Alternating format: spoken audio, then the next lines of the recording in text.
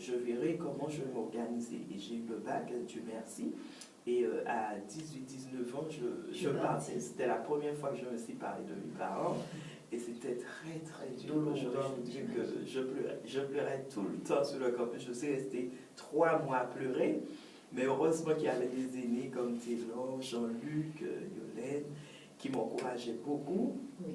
Et j'ai pu garder le cap. Voilà, garder le cap. C'était une expérience vraiment formidable. Voilà. Donc, et le ministère a commencé à combien d'années? Je crois que ça doit faire 20 ans, 21 ans, quelque chose comme ça. Mais pasteur, en tant que pasteur? Non, assistant pastoral, puisque je crois ici, tout au début, on disait assistant pastoral, mais j'ai une formation de pasteur. Et ce n'est que moi, je suis à mon troisième district.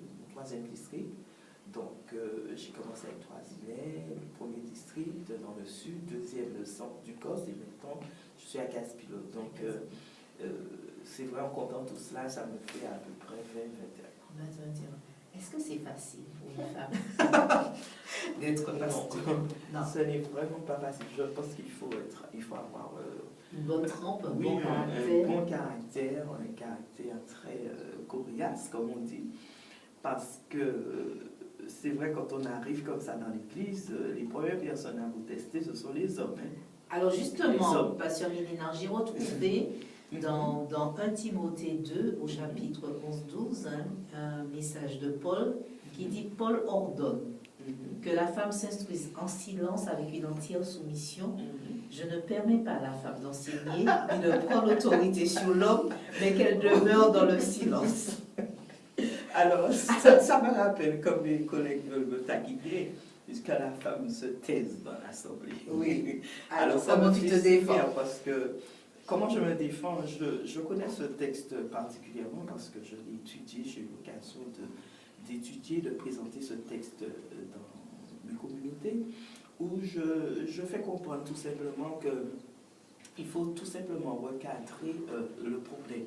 Oui. Il faut rester dans le contexte et non pas sortir dans son contexte. Et l'apôtre Paul, lorsqu'il a eu l'occasion de le dire, il y avait un problème à cette époque, et je ne vais pas développer, mais que tout simplement, étant donné qu'il y avait ce problème, donc il parlait à propos de ce problème qui concernait cette époque.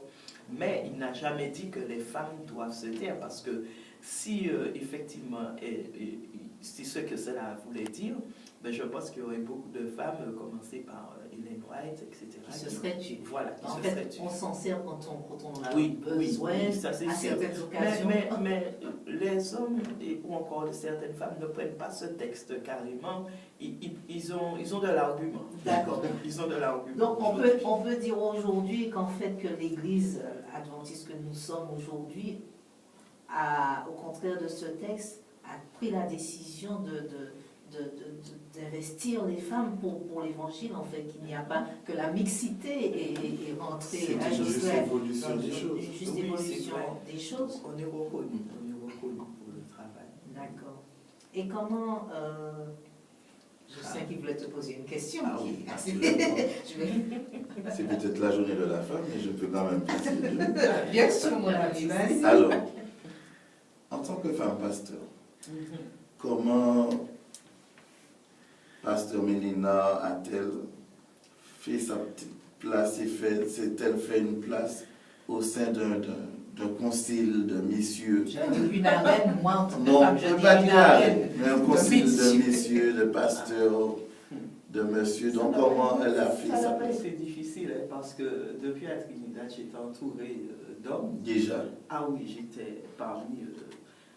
j'étais le sexe faible, c'est-à-dire je me retrouvais souvent seule, ou encore deux, c'était une collègue d'Antigues.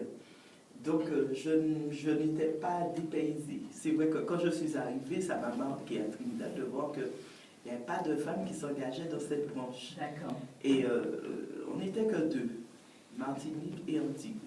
Il y avait une de cette Lucie, elle a abandonné, elle a dit que c'est trop fort. Et donc de là, j'ai commencé à évoluer avec les hommes.